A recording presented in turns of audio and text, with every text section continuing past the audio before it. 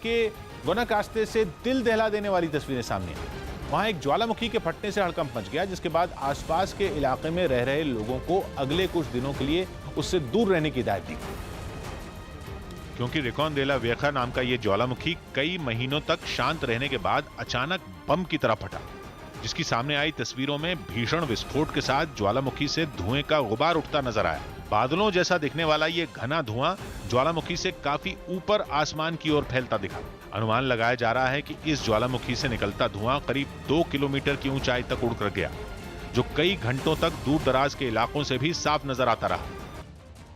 UP की Banda jail में बंद गैंगस्टर और बाहुबली विधायक मुख्तार अंसारी ने जेल में भेदभाव करने का आरोप लगाया है। वीडियो कॉन्फ्रेंसिंग से हुई पेशी के दौरान मुख्तार अंसारी ने जेल में टीवी लगवाने और फिजियोथेरेपी करवाने की मांग की है। यूपी के टॉप गैंगस्टर मुख्तार अंसारी को जेल में टीवी चाहिए, फिजियोथेरेपी चाहिए। मुख्तार अंसारी ने अदालत से अपील की है कि उसे वो सारी सुविधाएं मिलनी चाहिए जो बाकी कैदियों को मिल रही हैं। मुख्तार अंसारी ने आरोप लगाया है कि सरकार राजनीतिक भावनाओं की वजह से उसके साथ सौतेला व्यवहार कर रही है। इस मामले की सुनवाई 5 जुलाई को होनी है। गैंगस्टर और बाहुबली विधायक मुख्तार अंसारी ने बाराबंकी में सीजीएम कोर्ट के सामने अपना दर्द बयां किया है।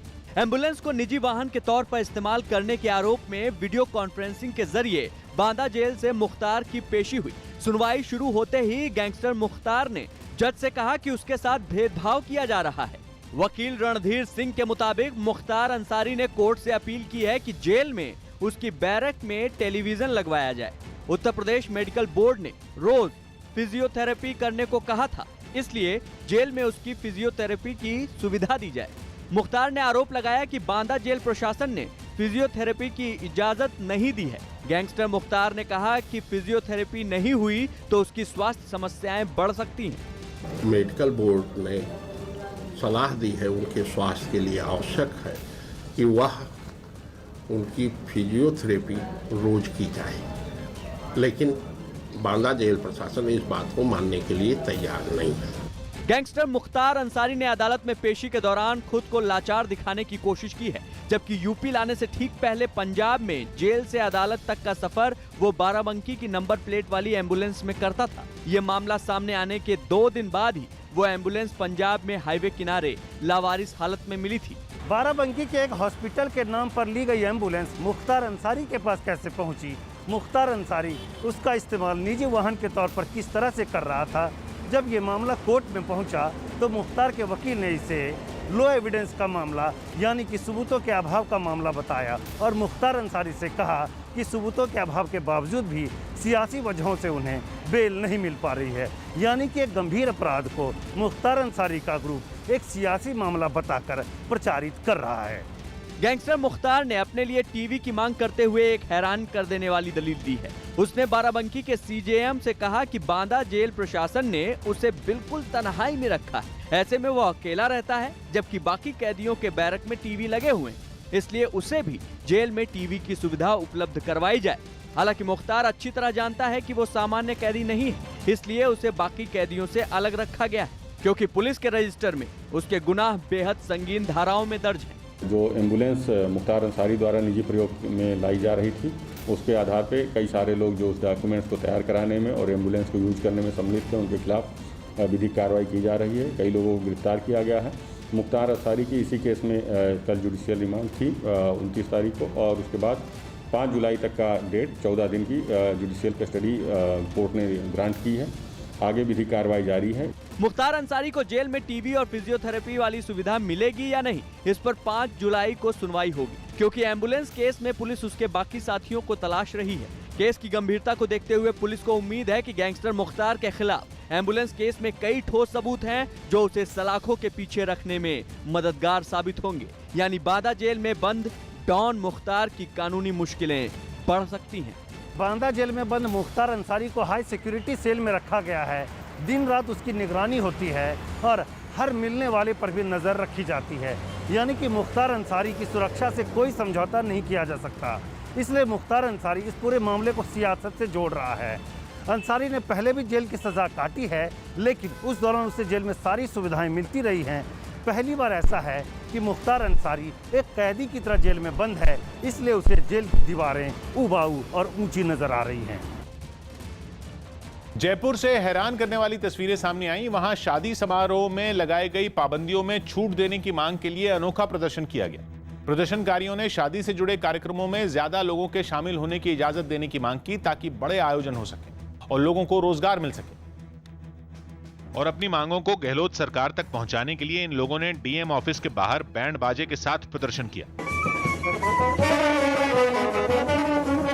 इस दौरान कुछ प्रदर्शनकारी बैंड बजाते रहे, जबकि कुछ ने उसकी धुन पर डांस करके अपना विरोध जताया। इससे पहले उन्होंने राज्य सरकार के खिलाफ खूब नारे भी लगाए। नहीं चलेगी, नहीं चलेगी, नहीं चलेगी। इस अनोखे प्रदर्शन में शादी समारोहों से जुड़े सभी तरह के कारोबारी शामिल हुए। बैंड बाजा और टेंट वालों के साथ खाना बनाने वाले और सजावट का काम करने वाले लोग भी वहां नजर आए। उन्होंने कोरोना की नई गाइडलाइन में सरकार से छूट देने की मांग की। वेडिंग इंडस्ट्री में कम से कम 200 आदमियों का अनुमति दी जाए। हालांकि इस प्रदर्शन के दौरान कोरोना नियमों की अनदेखी भी हुई। सोशल डिस्टेंसिंग के नियम को तो पूरी तरह ताक पर रख दिया गया। वहीं कई लोग बिना मास्क के भी दिखाई दिए।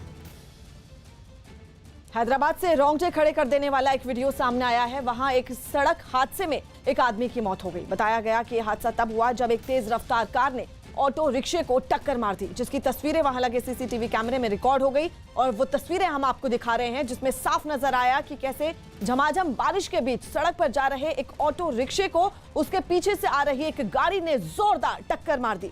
गाड़ी की रफ्तार इतनी तेज थी कि टक्कर खाकर ऑटो रिक्शा उछल गया और सड़क पर तेजी से गोल गोल घूमते हुए किनारे पर बने फुटपाथ पर जा भिड़ा। इस दौरान सड़क पर बारिश की वजह से भरा पानी फव्वारे की तरह उड़ता हुआ नजर आया।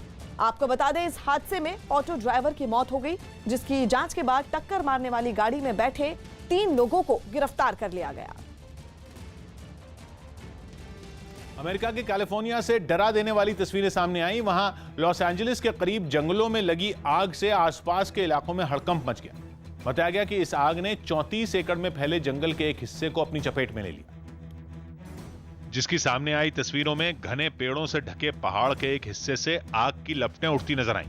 तेजी से फैलती आग के साथ वहां घना धुआं भी उठता दिखा। ये धुआं काफी दूर से ही ऊपर आसमान में फैलता नजर आया। धुआं इतना घना था कि उसके आर पार देखना मुश्किल हो गया। बेकाबू होती आग को बुझाने के लिए दमकल कर्मी मौके पर पहुंचे, जो पहाड़ की आड़ी टेढ़ी जमीन पर खड़े होकर आग पर पानी की बौछार करते दिखे। ड्रोन कैमरे से ली गई तस्वीरों में नजर आया कि पहाड़ के जिस हिस्से ने आग पकड़ी उसके आसपास आम रास्ता है, जिसकी वजह से वहां हादसा होने का खतरा मंडराता रहा।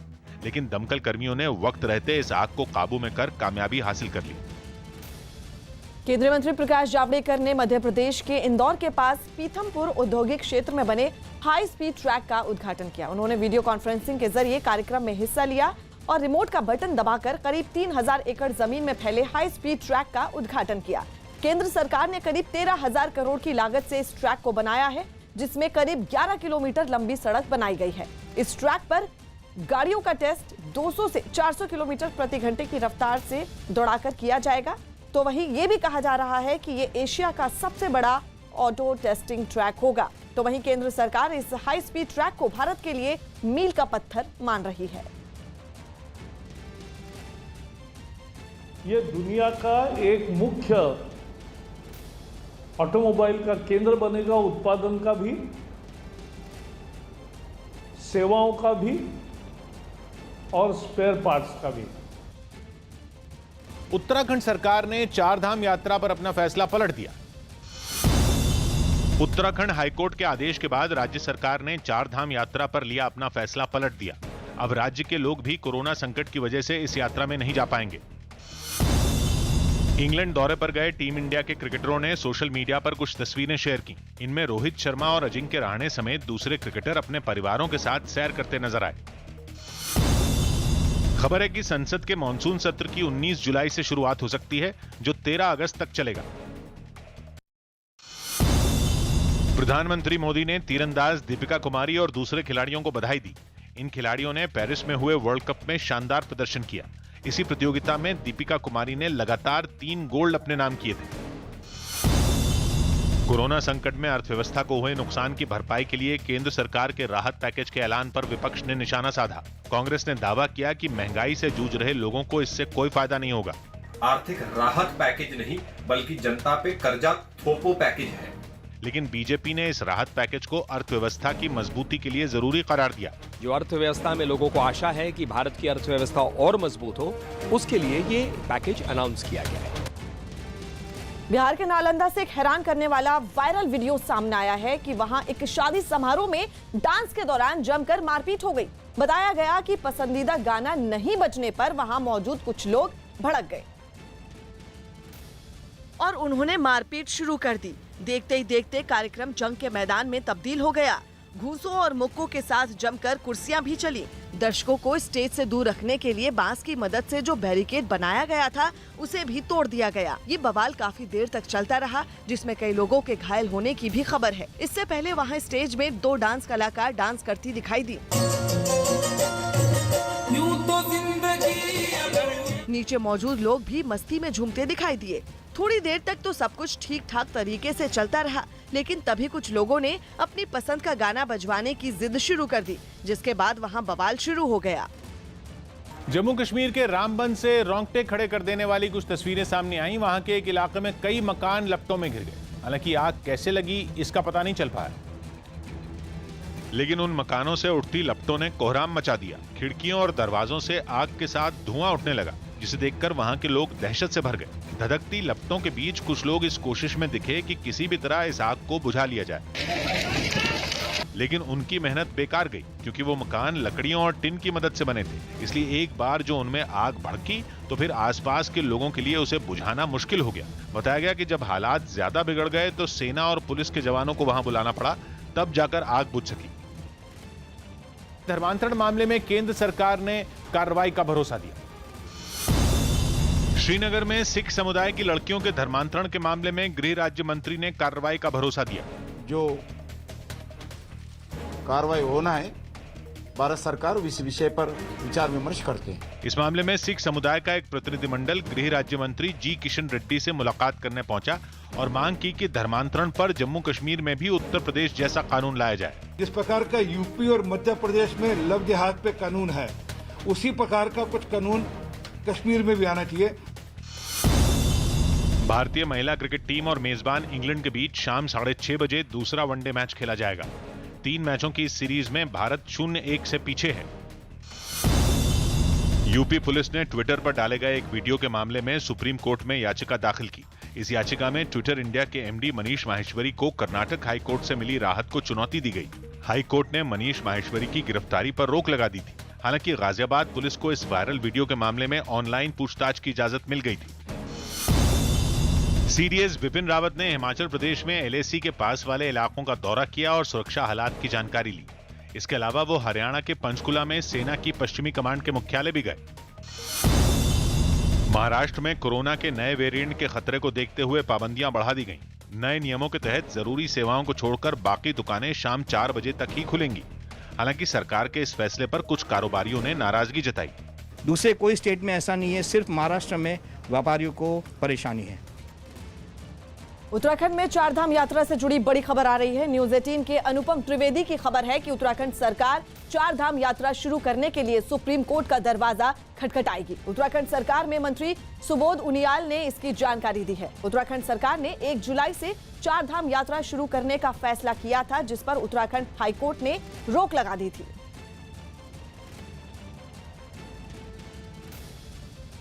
जम्मू कश्मीर से बड़ी खबर आ रही है। न्यूज 18 के पवन शर्मा की खबर है कि राजौरी में एलओसी पर कुछ आतंकियों को देखे जाने के बाद सेना और पुलिस ने सर्च ऑपरेशन शुरू किया है। बताया जा रहा है कि गांव वालों ने एलओसी पर कुछ हथियारबंद लोगों के होने की खबर दी थी, जिसके बाद सेना और पुलिस ने सर्च ऑपरेशन शुरू किया। पंजाब में कॉन्ट्रैक्ट पर काम कर रहे टीचर पक्की नौकरी की मांग करते हुए सरकार के खिलाफ सड़कों पर उतरा। राज्य के कई शहरों में उन्होंने विरोध प्रदर्शन किया, जिसकी एक तस्वीर अमृतसर से सामने आई, जहां 100 से ज्यादा शिक्षक इकट्ठा हुए और कैप्टन सरकार के खिलाफ नारेबाजी की। टीचरों का आरोप है कि वो पिछले 17-18 साल से पढ़ा रहे हैं, लेकिन उनकी नौकरी पक्की करने पर कोई फैसला नहीं हुआ। हमें पक्का करने की या हमारी सैलरी बढ़ाने की कोई भी बात नहीं की। टीचरों ने ऐलान किया कि जब तक नौकरी पक्की नहीं होगी उनका विरोध प्रदर्शन जारी रहेगा। दिल्ली के पास यूपी के ग्रेटर नोएडा के ला रेजिडेंशिया हाउसिंग प्रोजेक्ट के फ्लैट खरीदारों को सुप्रीम कोर्ट से झटका लगा। न्यूज 18 के एहतशाम खान की रिपोर्ट है कि कोर्ट ने इस प्रोजेक्ट को आम्रपाली के दायरे में लाने से इनकार कर दिया। इसके साथ ही अदालत ने साफ किया कि इस प्रोजेक्ट को कंस्ट्रक्शन से जुड़ी सरकारी कंपनी एनबीसीसी के जरिए पूरा नहीं कराया जाएगा। यानी एनबीसीसी सिर्फ दिवालिया हो चुके आम्रपाली ग्रुप के अधूरे प्रोजेक्ट को ही पूरा करेगी ताकि उसके खरीदारों को जल्द से जल्द फ्लैट मिल सके। वहीं ला रेजिडेंशिया हाउसिंग कंपनी को अपने प्रोजेक्ट के तहत 632 फ्लैट बनाने का काम जारी रखने का निर्देश दिया गया। हालांकि कोर्ट की तरफ से यह जरूर कहा गया कि इस प्रोजेक्ट के पूरा होने तक इसकी निगरानी की जाएगी। गाजियाबाद में 2 बदमाशों ने एक दुकान में घुसकर पैसे लूट लिए। गाजियाबाद के लोनी इलाके में बियर की दुकान पर बैठे कर्मचारी से मारपीट कर 2 लड़कों ने 52,000 रुपए लूट लिए। लूट की ये वारदात सीसीटीवी में रिकॉर्ड हो गई। यूपी के आगरा में पुलिस और बदमाशों के बीच हुई मुठभेड़ में एक बदमाश गोली लगने के बाद पकड़ा गया। मुठभेड़ के बाद पुलिस ने बदमाश के पास से पिस्तौल और बाइक बरामद की। बिहार के समस्तीपुर में पुलिस ने छापा मारकर भारी मात्रा में शराब जब्त की। छापेमारी में पुलिस ने 235 पेटी अंग्रेजी शराब के साथ 3 लोगों को गिरफ्तार कर लिया। दिल्ली के तुगलकाबाद एक्सटेंशन में सिलेंडर भरने के दौरान हुए ब्लास्ट में आसपास की 5 दुकानों में आग लग गई। दमकल की 9 गाड़ियों की मदद से आग पर काबू पाया गया। मुंबई पुलिस की साइबर सेल ने एक गिरोह का पर्दाफाश करते हुए रोमानिया के 2 लोगों को गिरफ्तार किया है। ये गिरोह एटीएम क्लोनिंग के जरिए लोगों के खाते से पैसे चोरी करता था। पुलिस ने इस गिरोह के पास से कैमरा, चिप और एटीएम क्लोनिंग से जुड़ी मशीन बरामद की है। यूपी के बागपत में बच्चों के खेलने पर हुए विवाद को सुलझाने के दौरान एक बुजुर्ग की मौत हो गई। आरोप है कि दूसरे पक्ष के लोगों ने डंडों से पीट कर बुजुर्ग की हत्या कर दी। फिलहाल पुलिस ने शव को कब्जे में लेकर पोस्टमार्टम के लिए भेज दिया है। मुंबई से रोंगटे खड़े कर देने वाली एक तस्वीर सामने आई, जहां माटुंगा रेलवे स्टेशन पर जीआरपी के एक जवान ने चलती ट्रेन के नीचे आने से एक यात्री की जान बचा ली। ये पूरी घटना प्लेटफॉर्म पर लगे सीसीटीवी कैमरे में रिकॉर्ड हो गई, जिसमें वो यात्री चलती ट्रेन से नीचे उतरने की कोशिश करता नजर आया, लेकिन उसकी ये लापरवाही उस पर भारी पड़ गई। वो ट्रेन के नीचे आने ही वाला था कि वहां मौजूद जीआरपी के जवान ने उसे संभाल लिया। ट्रेन उसे घसीटती हुई आगे जरूर ले गई, लेकिन उसकी जान पर कोई आंच नहीं आई। इससे ठीक पहले वो ट्रेन रेलवे स्टेशन पर आती दिखाई दी। ट्रेन के प्लेटफॉर्म पर रुकते ही उसमें मौजूद यात्री नीचे उतरने लगे और नीचे खड़े लोग तेजी से ट्रेन पर चढ़ने में लग गए। इसके थोड़ी देर बाद वो ट्रेन वहां से चल पड़ी और तभी उतरने के दौरान उस आदमी के साथ यह हादसा हो गया। महाराष्ट्र के बुलढाणा से हैरान कर देने वाला एक वीडियो सामने आया। वहां भारी बारिश के बाद एक तालाब का बांध टूट गया, जिसकी वजह से उस इलाके में सैलाब आ गया। और जो वीडियो सामने आया उसमें सड़कों पर नदी बहती दिखाई दी, जिसकी तस्वीरें हम आपको दिखा रहे हैं कि पानी का बहाव इतना तेज था कि उसमें अगर कोई अपना पैर रख दे तो वो पल भर में बह जाए। यही नहीं, इलाके के कई गांव में पानी भर गया और घरों में घुटनों तक पानी भरने से लोगों की मुश्किलें बढ़ गई। राजस्थान के कोटा से हैरान करने वाला वीडियो सामने आया। वहां प्लास्टिक के एक गोदाम में भीषण आग लगने से हड़कंप मच गया। दमकल विभाग ने शॉर्ट सर्किट की वजह से आग लगने की आशंका जताई, जिसकी वजह से जल्दी ही पूरा गोदाम आग की चपेट में आ गया। सामने आई तस्वीरों में वहां से जबरदस्त लपटें निकलती हुई दिखाई दी। बताया गया कि गोदाम में बड़ी मात्रा में प्लास्टिक का कबाड़ रखा था, जिसके आग पकड़ने की वजह से हालात और बिगड़ गए। जानकारी मिलते ही दमकल की गाड़ी वहां पहुंची और आग बुझाने की कोशिश शुरू की। हालांकि लपटें इतनी जबरदस्त थी कि दमकल कर्मी उनके आगे जूझते दिखाई दिए। यही नहीं, आग के साथ उठने वाले धुएं ने भी लोगों को डरा दिया। गोदाम से निकल रहे गहरे काले धुएं ने आसपास के पूरे इलाके को ढक लिया। धुएं की वजह से दमकल कर्मियों को भी आग बुझाने में मुश्किलें आईं। हालांकि बाद में किसी तरह आग को बढ़ने से रोक लिया गया, लेकिन तब तक गोदाम के निचले हिस्से में रखा पूरा सामान जलकर राख हो गया। पंजाब में अरविंद केजरीवाल ने मुफ्त बिजली समेत कई चुनावी वादे किए। अरविंद केजरीवाल ने पंजाब चुनाव के लिए भी दिल्ली वाला दांव चला। उन्होंने वादा किया कि अगर पंजाब में उनकी सरकार बनी तो 300 यूनिट तक बिजली मुफ्त मिलने के अलावा पुराने सारे बकाया बिल माफ किए जाएंगे। आम आदमी पार्टी की सरकार हर परिवार को 300 यूनिट तक बिजली मुफ्त देंगे। डोमेस्टिक के जितने पुराने बिल हैं सारे माफ किए जाएंगे। 24 घंटे बिजली दी जाएगी। हालांकि पंजाब की दूसरी विपक्षी पार्टियों ने पलटवार करने में देर नहीं लगाई। ये तो झूठ का पलंदा है, ये तो कहता किसी न किसी तरीके ना हमारी सरकार बन जाए। कांग्रेस सांसद शशि थरूर की अगुवाई में आईटी मामलों की संसदीय समिति की एक बैठक हुई। इस बैठक में समिति ने ट्विटर को एक खत भेजा। इस खत में केंद्रीय मंत्री रविशंकर प्रसाद और शशि थरूर का ट्विटर अकाउंट कुछ समय के लिए बंद किए जाने पर ट्विटर से जवाब मांगा गया। मनी लॉन्ड्रिंग के आरोप में घिरे महाराष्ट्र के पूर्व गृह मंत्री अनिल देशमुख ईडी के सामने पेश नहीं हुए। उनके वकील ने ईडी के दफ्तर में जाकर एक चिट्ठी दी जिसमें देशमुख की तरफ से पेशी से छूट की मांग की गई। इसके बाद ईडी ने अनिल देशमुख को पेशी से 1 हफ्ते की मोहलत दे दी। मुंबई के पूर्व पुलिस कमिश्नर परमबीर सिंह के लगाए गए वसूली के आरोपों पर ईडी ने उन्हें पूछताछ के लिए बुलाया था। डॉक्यूमेंट हमारे हाथ में आने के बाद में हम ईडी के सामने हाजिर होकर हमने 7 दिन मांगा। सुप्रीम कोर्ट ने प्रवासी मजदूरों को राहत पहुंचाने के लिए केंद्र सरकार को कुछ आदेश दिए। अदालत ने सरकार को 31 जुलाई तक मजदूरों के लिए नेशनल रजिस्ट्रेशन पोर्टल बनाने को कहा। इस वेबसाइट के बनने से सरकार को प्रवासी मजदूरों की पूरी जानकारी मिल सकेगी। साथ ही मजदूरों को भी आसानी से सरकारी योजनाओं का फायदा मिल सकेगा। सुप्रीम कोर्ट ने यह आदेश इसलिए भी दिया क्योंकि लॉकडाउन के दौरान सबसे ज्यादा मुश्किल मजदूरों को ही उठानी पड़ी, जिन्हें खाने तक के लिए मोहताज होना पड़ा था। दिल्ली पुलिस के साइबर सेल ने ट्विटर के खिलाफ केस दर्ज कर लिया। बच्चों के अधिकारों के लिए काम करने वाली संस्था एनसीपीसीआर की शिकायत पर यह एफआईआर दर्ज हुई। एनसीपीसीआर का आरोप है कि ट्विटर पर बच्चों से जुड़ी अश्लील सामग्री अपलोड की जा रही है। हैदराबाद में तेलंगाना सरकार के खिलाफ प्रदर्शन कर रहे बीजेपी कार्यकर्ताओं की पुलिस के साथ भिड़ंत हो गई। बीजेपी की युवा इकाई भाजयुमो के कार्यकर्ता नौकरी और बेरोजगारी के मुद्दे पर सड़कों पर उतरे और तेलंगाना सरकार के खिलाफ प्रदर्शन शुरू कर दिया। मार्च निकाल रहे ये कार्यकर्ता तेलंगाना लोक सेवा आयोग के दफ्तर का घेराव करने के लिए आगे बढ़ने लगे, लेकिन वहां पहले से ही तैनात पुलिस ने उन्हें रोक लिया। रोके जाने से ये कार्यकर्ता भड़क गए और सड़क पर ही बैठकर धरना देने लगे। इस दौरान पुलिस वालों ने उन्हें हटाने की काफी कोशिश की, लेकिन प्रदर्शनकारी वहाँ से नहीं हटे। बाद में पुलिस ने भी बीजीवाईएम कार्यकर्ताओं पर ताकत का इस्तेमाल करना शुरू कर दिया। कईयों को जबरन उठाकर हटा दिया गया, कुछ को तो हाथ और पैरों से पकड़कर एक ट्रक में लाद दिया गया। पुलिस ने थोड़ी ही देर में ज्यादातर प्रदर्शनकारियों को ट्रक पर चढ़ा दिया और वहां से दूर भेज दिया। कुछ दूसरे प्रदर्शनकारियों को पुलिस की गाड़ी से ले जाया गया। हालांकि पुलिस की सख्ती के बावजूद वहां काफी देर तक प्रदर्शन जारी रहा। दक्षिण अफ्रीका के पूर्व राष्ट्रपति जेकब जुमा को 15 महीने जेल में रहना होगा। दक्षिण अफ्रीका के पूर्व राष्ट्रपति जेकब जुमा को वहां संवैधानिक अदालत ने अवमानना का दोषी पाया और उन्हें 15 महीने कैद की सजा सुनाई। रिलायंस इंडस्ट्रीज लिमिटेड और यूएई की the Abu Dhabi national oil company के बीच एक करार हुआ। ये समझौता एनर्जी और पेट्रोकेमिकल सेक्टर के लिए किया गया। अब ये दोनों कंपनियां अबू धाबी के ताजीज में बड़े स्तर पर केमिकल तैयार करने पर काम करेंगी। बिहार के भागलपुर में आसमानी बिजली गिरने से एक आदमी की मौत हो गई।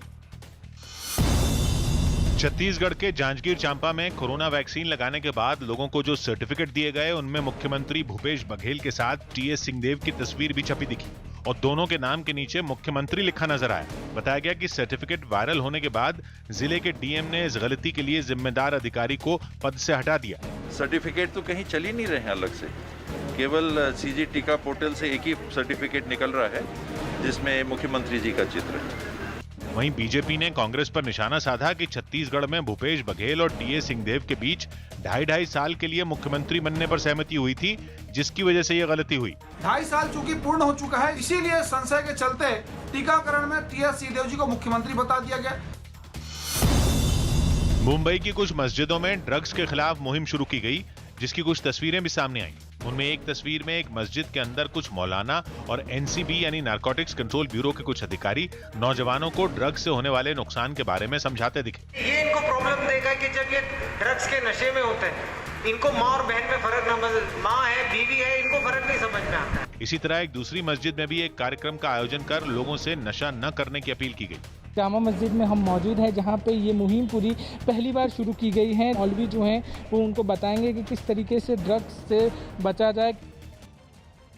बड़ी खबर आ रही है दिल्ली से। न्यूज 18 के जावेद मंसूरी की खबर है कि कोरोना नियमों के उल्लंघन के बाद लक्ष्मी नगर मार्केट को बंद कर दिया गया है। इलाके के डीएम ने यह कार्रवाई की है। अनलॉक होने के बाद बाजार में लोगों की भारी भीड़ उमड़ी। इस दौरान लोगों ने न सिर्फ कोरोना नियमों की अनदेखी की, बल्कि कुछ लोग बिना मास्क लगाए बाजारों में घूमते दिखे, जिसके बाद डीएम ने कार्रवाई करते हुए 5 जुलाई रात 10 बजे तक लक्ष्मी नगर मार्केट को बंद करने का आदेश दिया।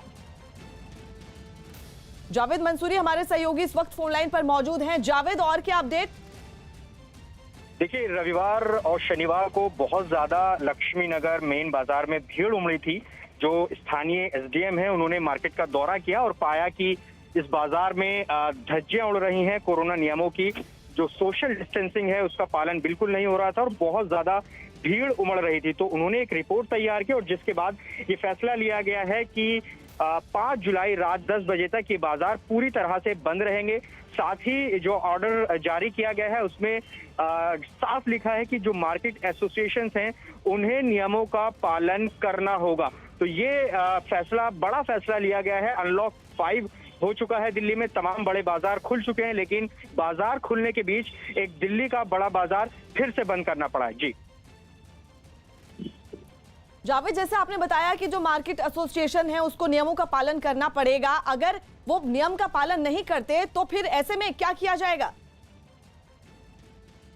देखिए, जो डीडीएम ऑर्डर लगातार जारी किए जाते हैं उसमें स्पष्ट कहा जाता है कि दुकानों के भीतर सोशल डिस्टेंसिंग का पालन कराया जाएगा, जो मास्क है उसको जरूरी किया जाएगा। लेकिन जब यहाँ भीड़ ज्यादा उमड़ी, जो प्रशासन है उसने दौरा किया और पाया कि इन बाजारों में नियमों का पालन नहीं किया जा रहा है और उसी के तहत ये कार्रवाई फिलहाल की गई है। लक्ष्मी नगर मेन मार्केट बंद की गई है। इसके अलावा जो इसके आसपास की दुकानें हैं, जगत राम मार्केट है, मंगल बाजार है, यहाँ पर भी ये कार्रवाई की गई है और यहाँ पर भी आदेश लागू रहेगा। 5 जुलाई रात 10 बजे तक ये बाजार पूरी तरह से बंद रहेंगे। अब निश्चित तौर पर जिस तरह से बाजार बंद किए गए हैं, मार्केट एसोसिएशन का पक्ष आना अभी बाकी है। वो इस पर क्या रिएक्ट करते हैं, क्योंकि कोई भी इस फैसले को मार्केट एसोसिएशन स्वीकार नहीं करेंगे, क्योंकि दिल्ली के दूसरे बाजार अभी खुले हुए हैं, लेकिन उनका पक्ष आना बाकी है और लगातार उनकी तरफ से कहा जा रहा है कि प्रशासन की भी जिम्मेदारी बनती है कि वो नियमों का पालन कराए। जी शुक्रिया जावेद।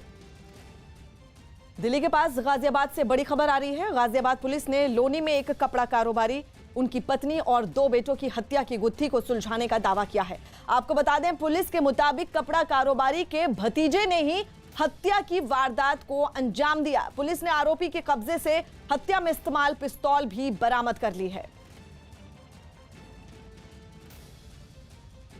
घटनाक्रम में हमें जो मुख्य अभियुक्त है उसको गिरफ्तार करते हुए इस घटना का आज अनावरण हम लोगों द्वारा किया गया है। इसका मुख्य अभियुक्त का नाम अयूब पुत्र स्वर्गीय बाबूदीन, निवासी टोली मोहल्ला कस्बा थाना लोनी होना प्रकाश में आया।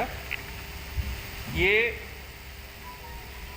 जिन बुजुर्ग की हत्या हुई उनका सगा भतीजा है, पारिवारिक सदस्य है, परिवार में इसका आना जाना रहा। दिल्ली के पास गाजियाबाद के लोनी हत्याकांड में बड़ी अपडेट बता दें कि जिस कारोबारी को मार दिया गया, उनके 2 बेटे और उसमें पत्नी भी शामिल थे। इसका आरोपी उनका सगा भतीजा सामने आ रहा है। पूरा मामला पुलिस ने के मुताबिक कपड़ा कारोबारी के भतीजे ने हत्या की वारदात को अंजाम दिया और पुलिस ने आरोपी के कब्जे से उस पिस्तौल को भी बरामद किया गया है जिससे फायरिंग की गई। बड़ी खबर आपको बता दें, दिल्ली के पास गाजियाबाद के लोनी इलाके में कुछ दिन पहले एक कपड़ा कारोबारी, उनकी पत्नी और 2 बेटों की घर में घुसकर गोली मारकर हत्या कर दी गई थी और अब उस हत्या की गुत्थी को सुलझा लिया गया है। और हैरान, परेशान और चौंकाने वाली बात यह है कि इस मर्डर के पीछे खुद कपड़ा कारोबारी का सगा भतीजा सामने आया है और अब इस दौरान पुलिस ने हत्या में इस्तेमाल की गई पिस्तौल को भी बरामद कर लिया है।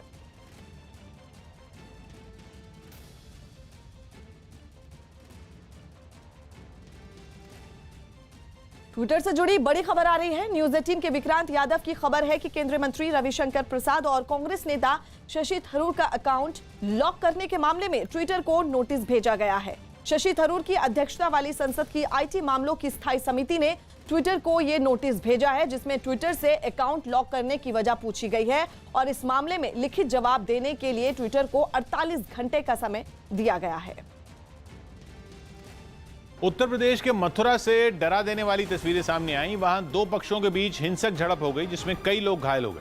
बताया गया कि हंगामे की शुरुआत दो पड़ोसियों के बीच मामूली विवाद से हुई, जो इतनी बढ़ गई कि वो एक दूसरे की जान के दुश्मन बन बैठे। इस मुद्दे पर गांव के लोग भी बढ़ गए और फिर दोनों पक्षों में डंडों से हमले होने लगे। वो सड़क पर लड़ते लड़ते पास के एक खेत में भी उतर गए। वहीं एक घर की बाउंड्री के पीछे से दो आदमी मारपीट कर रहे लोगों पर पत्थर बरसाते नजर आए। कुछ महिलाएं भी वहां दिखी, लेकिन वो इस लड़ाई को खत्म कराने में जुटी रहीं। किसी तरह एक पक्ष के कुछ लोगों को पकड़कर एक दूसरे मकान में ले जाया गया, तब जाकर हंगामा शांत हुआ। इस मारपीट का वीडियो बाद में सोशल मीडिया पर वायरल हो गया। उत्तर प्रदेश के सहारनपुर से चौंकाने वाला एक वीडियो सामने आया। वहां सड़क बनवाने के विवाद में दो गुटों के बीच खूनी झड़प हो गई। बताया गया कि सड़क बनवाने के मुद्दे पर इलाके के पूर्व पार्षद और मौजूदा पार्षद के गुट आमने सामने आ गए और दोनों के बीच जोरदार झड़प हो गई। इस दौरान वहां जमकर लाठियां चली। सामने आई तस्वीरों में कुछ लोग सड़क पर एक दूसरे से जूझते नजर आए। ऐसा लगा जैसे वहां जंग छिड़ गई हो। दोनों तरफ के लोग एक दूसरे को जमकर पीटते दिखाई दिए। जिसको जो मिला उसी पर हमला कर दिया। इससे पहले वहां एक तरफ के लोग अपने घर के सामने खड़े दिखाई दिए, लेकिन तभी सड़क के दूसरी तरफ से लोग वहां पहुंचे और दूसरी तरफ के लोगों पर धावा बोल दिया। जल्द ही दोनों गुटों के बीच मारपीट शुरू हो गई। खबर है कि इस दौरान तलवार जैसे धारदार हथियारों का भी इस्तेमाल किया गया। इस झड़प में कुछ लोग घायल भी हो गए, जिनमें एक को गहरी चोटें आईं। इटली में G20 देशों के विदेश मंत्रियों के सम्मेलन से महज 24 घंटे पहले बारी शहर में लोग सड़कों पर उतर आए। प्रदर्शनकारियों ने आरोप लगाया कि G20 जैसे मंच सिर्फ नाम के लिए हैं, जिनका आम लोगों से कोई सरोकार नहीं। इसलिए वो हाथों में बड़े बड़े बैनर और झंडे लेकर G20 का विरोध करने निकल पड़े। G20 non è un affare per i popoli। तस्वीरें देखकर ऐसा लगा कि कुछ लोगों के लिए विरोध प्रदर्शन का हिस्सा बनना बेहद जरूरी था, क्योंकि एक महिला अपने पालतू कुत्ते को लेकर ही वहां पहुंच गई।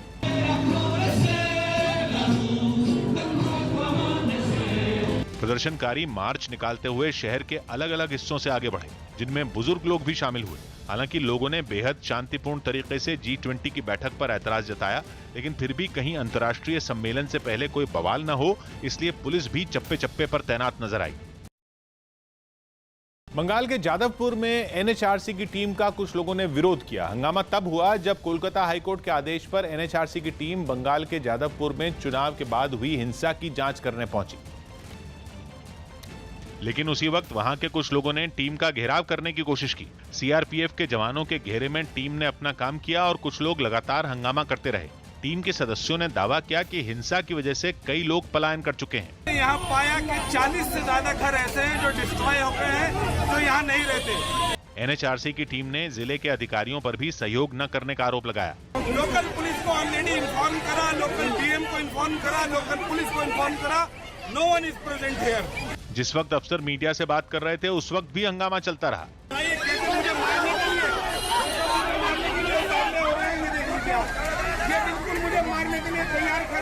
NHRC की ये टीम अपनी रिपोर्ट कोलकाता हाईकोर्ट को देगी।